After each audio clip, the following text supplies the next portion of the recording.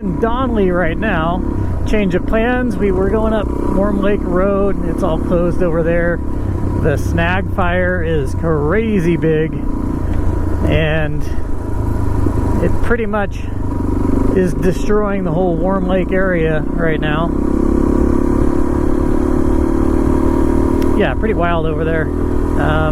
So we decided to go up towards McCall, do some exploring around, maybe hit Lit Creek and try to get up through Yellow Pine that direction. But once we got to Donnelly, we ended up deciding to take a hard left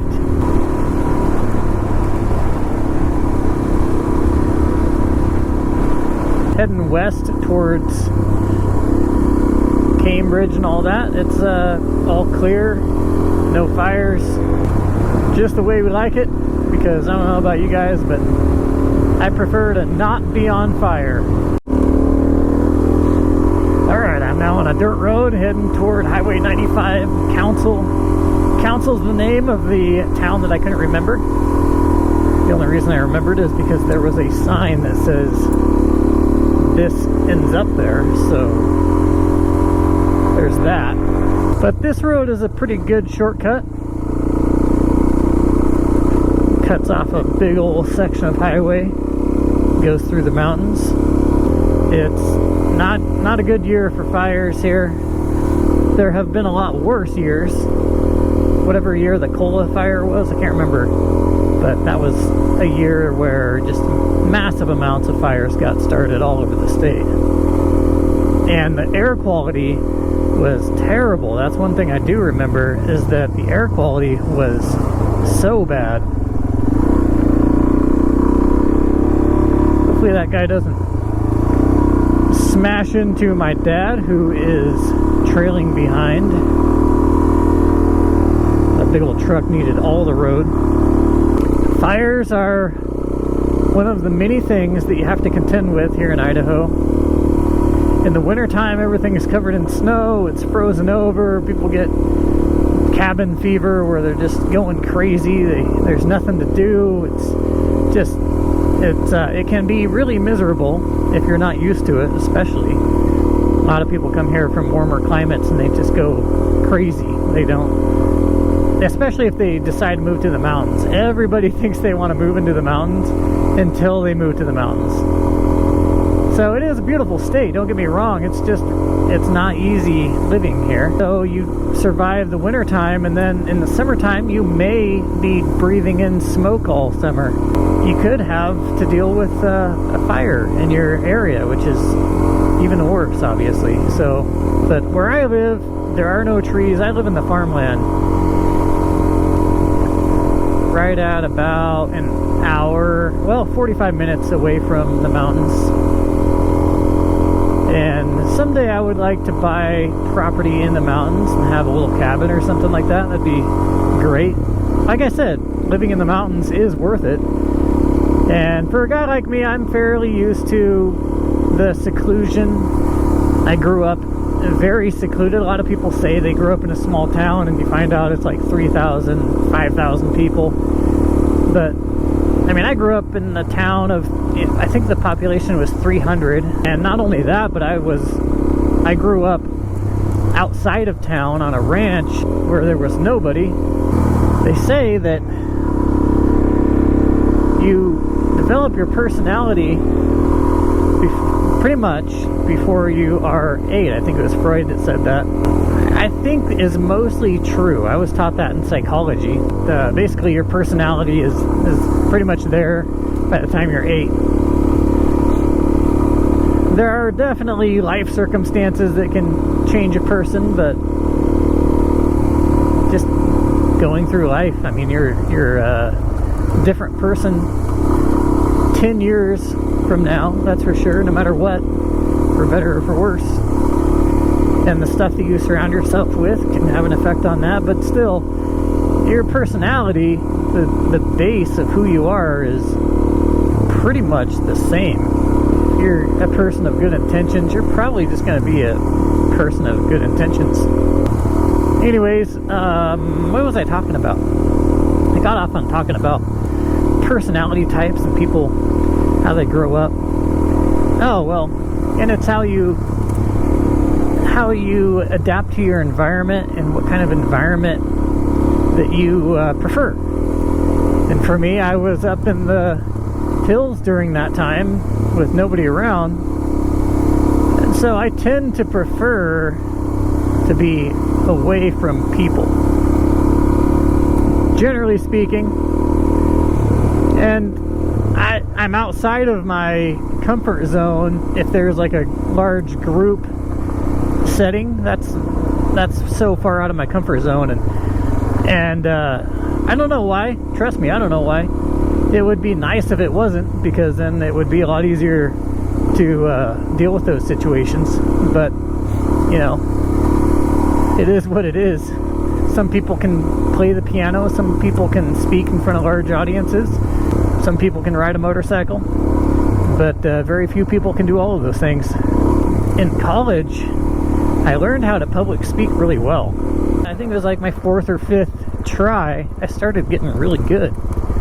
Started getting better, I should say, not really good, but started being smooth, getting through things smoothly. And before that semester was done, I could get up there and like be loose and just talk in front of everybody with it was no big deal. But my point here is that it takes practice, and it's a perishable skill like most things. And I know for sure that I could do it, but it makes me very uncomfortable still. I would have to practice and get used to it again, and I don't know why that takes practice. Again, I don't know why it's like that, but it's something I do not enjoy at all. Apparently that's people's biggest fear, is public speaking. There was a survey that showed that most people's biggest fear is public speaking. I have a hard time believing that, since I've seen so many people speak in public and not have much problem with it. You know, when people are scared of heights, you get equilibrium issues, and it's a real panic. You freak out. Well, people can have that due to just about anything, really. Heights, spiders, snakes, balloons, and public speaking. But I'm sure if you ask somebody if they could just not be afraid of spiders, they would snap their fingers and not be afraid of spiders. They'd be like, yeah, I don't want to be afraid of spiders. I'm tired of this. Tired of this terror every time I see one of those 8-legged creatures. And there's something for everybody. I know there is. Doesn't matter who you are. And if you say there's not, that's how I know you got the most piled up under there somewhere. We were just talking about how YouTube has become so monetized. You know, people are getting a lot of money now off of YouTube, and it has incentivized people to outdo your video. And what I mean by that is, you know, now there are millions of videos, I'm sure, being uploaded to YouTube each day. And for somebody's video to stand out, they have to really do something crazy. So oftentimes what people are doing now is hiring paid actors to come do some kind of confrontation, hold them at gunpoint, attack them on a motorcycle with a stick, you name it. Maybe they have a trained animal that they use and pretend it's wild. I've seen so many fake videos now, so many fake prank videos even, where everybody in the video is an actor. Like, there's nobody actually being pranked. The trendy AI voiceover that every brand and their grandmother has been using lately is called Adam. It's popular because Adam sounds like the stern father figure that's been absent from most of our lives. Those are pretty common now. Right when they incentivized people and made a video have that monetary value to it, people started making the fakest content ever. So a lot of times people will take your topics and your channel and just recreate your videos that have done well and spruce them up a little bit as far as keywords, and they'll make money doing that. It's all the same cheap game of creating something that's not original. It's just gross. So there are still the good channels out there for sure, but they're just not as well known. All the big channels almost will utilize some tactics that are they just turned me off to the channel as a whole, and I quit watching. One of their videos said that they found a lost child, a missing child, and they had a fake phone call to the police where they actually called their friend. And it's not illegal to make a video like that. Like, it's not illegal to have a paid actress walk through the woods and you pretend to find this lost person. It's not illegal, but man, that doesn't mean it's right. Like, you buy a DVD not expecting the cover of it to be actually in the movie. That's just a representation of what's inside. So I understand when people use thumbnails that represent what's in the content of the video. What I don't understand is when the actual video is using paid actors and actresses or stolen content. It's just gross. I really can't stand content like that. A lot of times people are using special effects so that they're creating videos of things that don't even exist in order to get massive amounts of views, and that money is tied to that. And man, people are making a lot of money on YouTube just by faking it. Because of all the fake content, it makes it difficult to know what the real stuff is. Has officially gotten to the point where it's not just the pictures that get edited and you can't trust anymore. Like the picture of the Loch Ness Monster. The guy admitted to faking that one. Well, now an amateur can easily make a video that you can't trust, and people are routinely making them and making it so polluted on YouTube with that kind of stuff that I really search hard for content that is just real people doing real things. And then if I see a fake video where somebody is clearly just hiring actors and just making shocking content that's just for the purpose of getting that money, I will unsubscribe and go find other content to watch.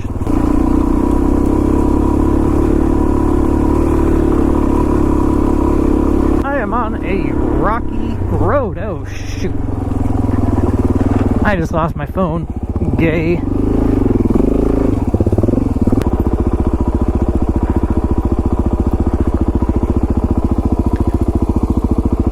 I lost my phone. Now I'm seeing things. I'm looking too hard. All these shadows. Yeah, if you're not looking for the phone, it could easily be overlooked. I found my phone, by the way. My phone fell like right next to where I had stopped. I don't know how it fell right there. But this phone, the cameras have gotten so good. The only thing that this phone can't do really well is low light situations, because the sensor it can't have a big sensor being the size that it is. But other than that, they've done tests with these phones and they've put them up against DSLR, like professional cameras, and you can't even tell a difference. And that is the reason I bought this particular phone. It's the iPhone 13 Pro. And I'm sure they've gotten better since. I think there's a 16 out now. The 16 is probably twice as good. But even with my GoPro, low light situations are not great. Once the sun goes down, can't see very much. I had to take a left and stay on this rocky road, but in the process, I found a super cool toe strap. That is what I call a roadkill find. I found my daughter a really cool hat on the road. I found a really cool multi-tool. And I found a toe strap. It was a Ride Diamonds toe strap for my dirt bike. A really nice one. Roadkill finds are some of my favorites. I also found a pair of sunglasses last year doing that.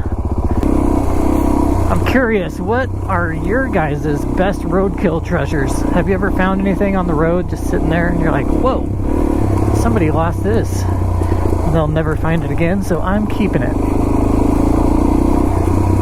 In certain situations, I suppose you could turn it in somewhere or post it on Facebook, but I've never found anything that was worthy of that. I've lost some things for people to roadkill find as well. In fact, I've lost some things that my buddies found, like my helmet with it's really expensive goggles and a camera attached to it. My buddy found it on the road and gave it back to me. That was dumb. That was dumb of me, to set it on my tailgate. So yeah, I've lost cameras though out on the trail, never to be found again, by me at least. I wonder if somebody did. It's nice to be in the fresh air of the mountains. The air quality is actually really good right now in here. The wind is apparently blowing the other direction from the fires, so it's pretty clear in here. Up ahead, it's getting like legitimately rocky right here, it looks like.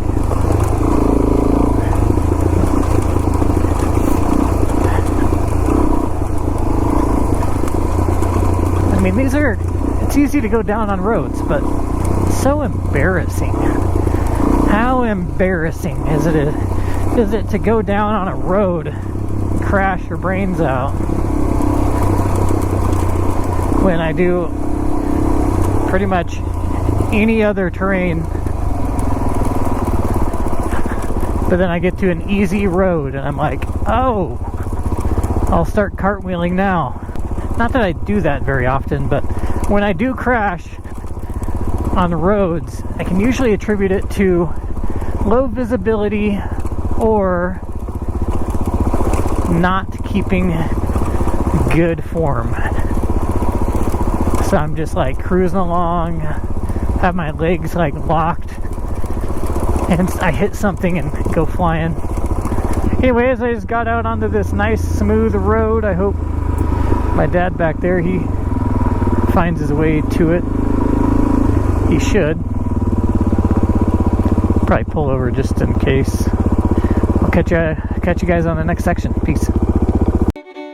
Alright guys, I just wanted to thank my Patreon supporters. That would be Lance Darnell, Jim Jolson Jr., Kurt Kinghorn, Daniel Roush, Brian Thomason, Wade James, Moto Creek, Nathan Young, Jason Froling. I appreciate each and every one of you guys. Thank you.